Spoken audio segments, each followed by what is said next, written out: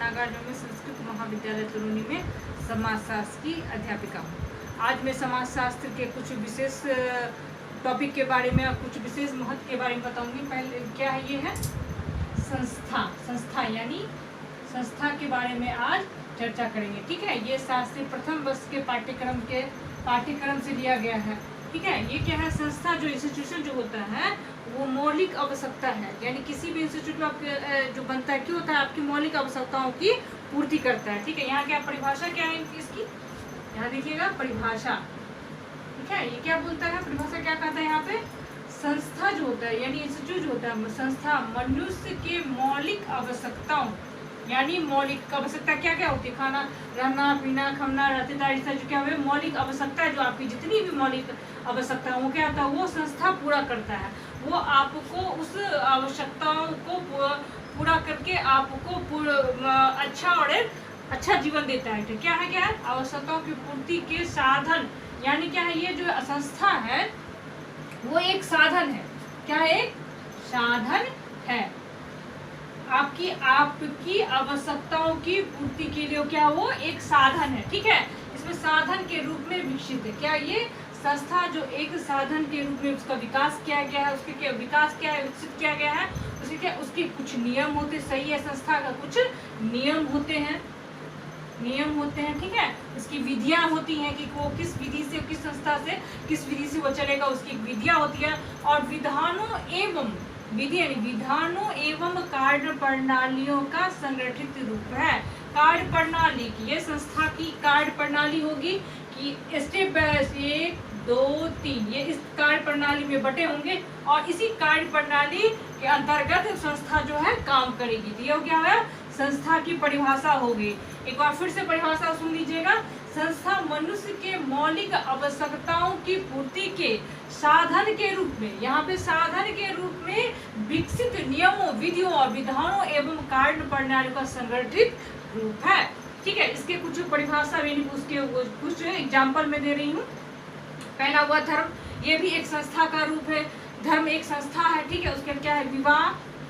ठीक, इसके नातेदारी, जिस परिवार में आप रहते हैं, वो जिस परिवार में आप रहते हैं परिवार में, उसमें भी नातेदारी, वो भी एक संस्था का रूप है। उत्तराधिकारी के नियम। ठीक है, जाति, बाजार व्यवस्था, यानी क्या है, जाति जो भी होती है वो भी एक संस्था है।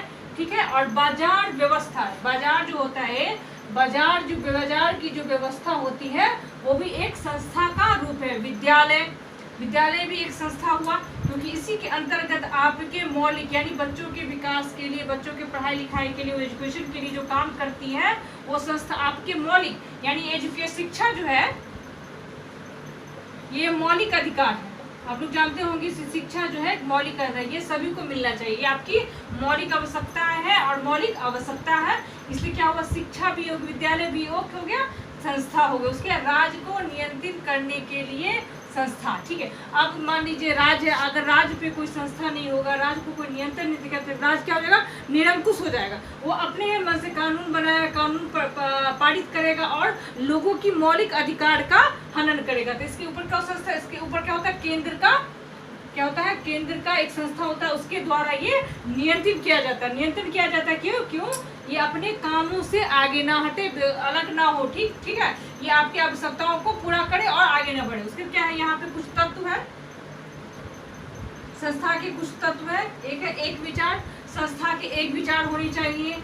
संस्था में जो लोग रहते हैं, जो निवास करते हैं, जो रहते हैं, संस्था जो होता है मौलिक, जिसमें आवश्यकताओं की पूर्ति, उसमें क्या होता है, एक विचार होता है। विचार मतलब कि सभी की आवश्यकताओं, हमारा क्या विचार है कि हमारी सभी आवश्यकताओं की पूर्ति हो। दूसरा क्या, विशेष उद्देश्य, सही है, उस सही विशेष उद्देश्य। मौलिक अधिकार क्या हुआ, आपका विशेष उद्देश्य हुआ। तो आपकी जो मौलिक अधिकार है हुआ, विशेष उद्देश्य हुआ, उसका पूर्ति करता है। ये क्या होता है, दूसरा क्या है, तीसरा क्या है, स्वीकृति। ये जो संस्था है स्वीकृति प्रदान हुई, रजिस्ट्रेशन हुआ होता है, क्योंकि आपका मौलिक आधार को पूर्ति करता है, इसका रजिस्ट्रेशन हुआ रहता है, इसका स्वीकृति मिला होता है।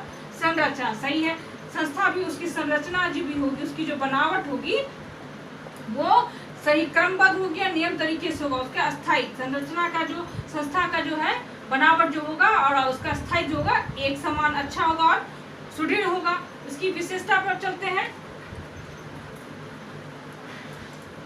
यहाँ पे उसकी विशेषता, ठीक है, विशेषता, ठीक है। संपूर्ण संस्कृति में संस्था एक इकाई है। संपूर्ण संस्कृति, जितनी भी संस्कृति हमारे समाज में है, उन संस्कृति में संस्था एक इकाई, यानी एक इकाई के रूप में वो कार्य करती है।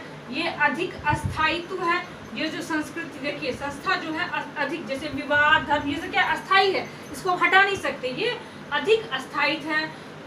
एक या अधिक सुस्पष्ट उद्देश्य, आप देखिए विवाह हो चाहे धर्म हो चाहे नातेदारी, उसके क्या होता है, एक से अधिक उद्देश्य होते हैं और सुस्पष्ट है। क्या उद्देश्य इनके क्या नहीं है, ये आपको स्पष्ट रहेगा। उसके क्या प्रतीक, आप किस संस्था, ये संस्था का जो लोगो होता है उसका कोई चिन्ह होगा, जो प्रतीक होगा, जो बताता है कि ये इसका काम करता है। उसके संस्कृति उपकरण, उसके यहाँ परंपरा लिखित और अलिखित, यानी संस्था की जो परंपरा होंगी वो किस परंपरा से चल रही है, किस तरह से उसका विकास हो रहा है। परंपरा जो होंगी उसकी वो लिखित भी हो सकती है और अलिखित भी हो सकती है, ठीक है।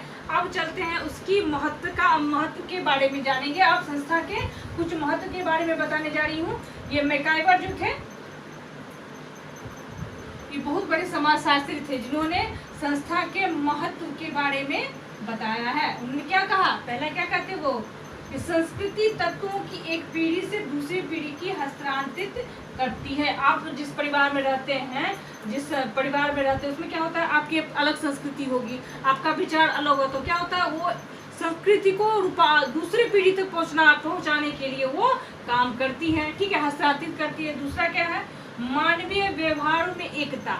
ये क्या संस्था जिसमें देखिए चाहे विवाह, धर्म, नातेदारी भी है, उत्तरकार्य का नियम है, क्या था, मनुष्य को व्यवहार में एकता लाती है। आप परिवार में रहते हैं तो एक दूसरे से संपर्क में, तो क्या होता है, एकता लाती है, ठीक है। उसका तीसरा क्या है, मनुष्य के आचार, यानी अगर परिवार जो है, नातेदारी, जब विवाह संस्था, आपके आचार, आपके किस तरह का विचार होना चाहिए, आचार होना चाहिए, आपको किस तरह से काम करने, क्या होता है, मनुष्य के आचार को नियंत्रित करते हैं। उसके क्या है, मानव के परिस्थिति के आप जिस परिस्थिति में हैं उसमें क्या होता है, आपकी जो परिस्थिति के उनके उसके अनुसार वो आपको मार्गदर्शन करती है कि आपको क्या करना है, क्या नहीं करना है, क्या उचित है, क्या अनुचित है। ये क्या होता है, आपकी जो परिस्थिति होती है उसके अनुसार से वो कार्य करती है।